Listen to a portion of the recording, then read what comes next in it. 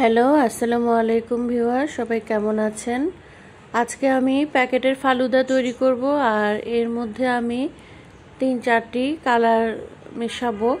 প্রথমে আমি সবুজ কালারটি করব। এর জন্য আমার 1 কাপ পরিমাণ পানি লাগবে। আর এখানে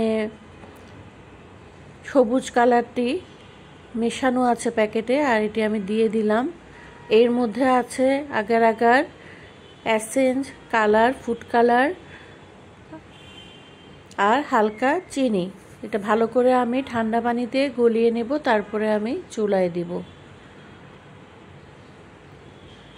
এখানে আমার লাল রং আছে আর আমি বাসায় হলুদ কালারটা তৈরি করব। আর এখানে সেমাই, সাগুদানা, আর আমি কিছু সাগুদানা বাড়তি তৈরি করেছি।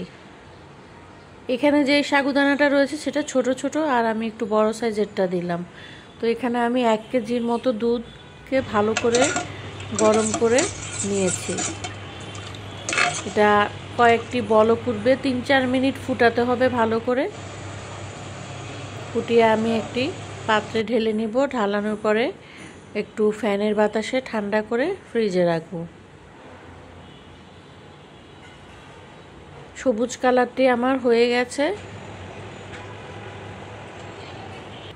এখন আমি দ্বিতীয় প্যাকেটটি মেশাবো করব। সেম ভাবে প্যাকেটটা হলো লাল রঙের। এখানে ঠান্ডা পানিতে প্রথমে দিব, এটি মিশিয়ে গুলে নিব। যে চিনিটা আছে সেটা গলিয়ে নিব, এরপরে চুলায় দিব। ভালো করে গলিয়ে নিতে হবে। এরপরে চুলায় দেব।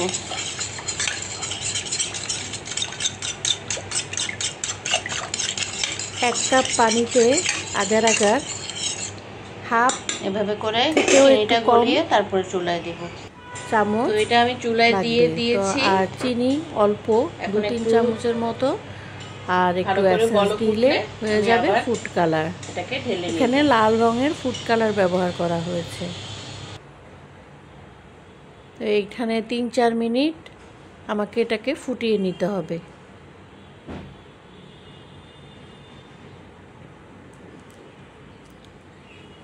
ভালো করে ফুটানো হয়ে গেলে আমি পাত্রের মধ্যে ঢেলে নিব।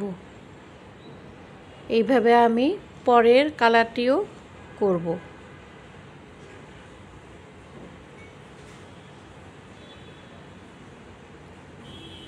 আর আপনাদের যদি ফালুদার রেসিপিটি ভালো লেগে থাকে অবশ্যই লাইক, শেয়ার, কমেন্ট এবং সাবস্ক্রাইব করে দিবেন। এখানে আমি হলুদ রংটা করব। এখানে আমি সামান্য 2 চামচের মতো চিনি দিলাম, 1 কাপ পরিমাণ পানি দিলাম,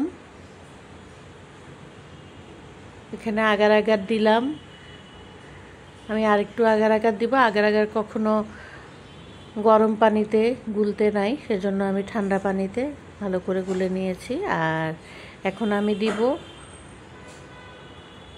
এসেন্স,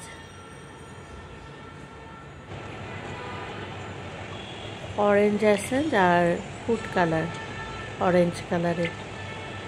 তো এখন আমি ভালো করে নেড়ে নিব। নেড়ে আমি চুলায় 3-4 মিনিট ফুটিয়ে নিব। এখানে আমি সেমাইটা আর সাগুদানাটা রান্না করে নিব। একদম পাতলা করব না, বেশি ঘনও করব না।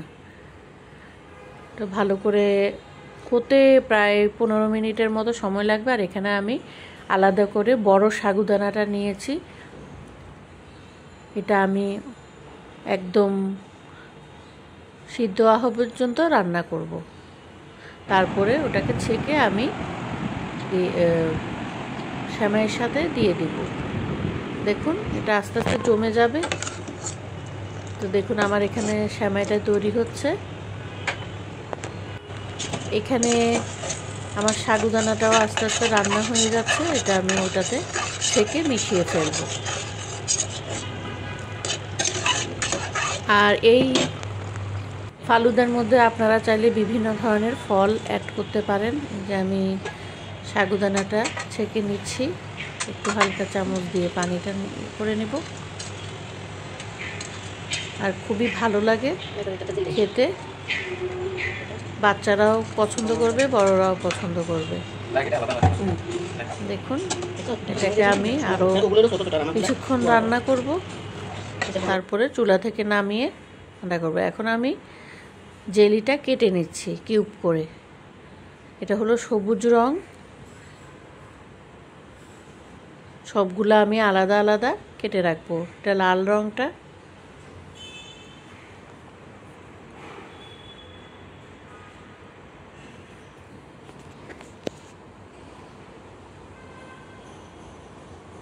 আর এটা হলো হলুদ কালার।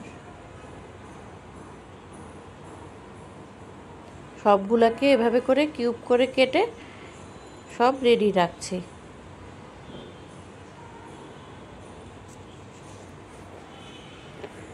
তো আমার সাগুদানা রান্না হয়ে গেছে, আর এখানে আমার জেলিটিনগুলোও রেডি। প্রত্যেকটা কালার আলাদা আলাদা। এখন আমি একটা গ্লাস নেব। এখানে প্রথমে আমি ফালুদার সেমাইটা আমি নিব, আর এর জন্য আইসক্রিম লাগবে অথবা বরফ লাগবে। তো আমি ভ্যানিলা আইসক্রিম দিব। আপনারা যার যার পছন্দ অনুযায়ী আইসক্রিম দিতে পারেন। এখানে আমি কাপ ভ্যানিলাটা দিয়ে দিলাম পুরো একটা। এরপরে আমি জেলিটা দিয়ে দিচ্ছি, আর এখানে আপনারা চাইলে কলা, বেদানা, বিভিন্ন ফল দিয়ে ডেকোরেশন করতে পারেন। আর সবাই করে দেখবেন বাসায়, অবশ্যই ভালো লাগবে। তো আমার রেডি ফালুদা। সবাই ভালো থাকবেন, সুস্থ থাকবেন। আল্লাহ হাফেজ।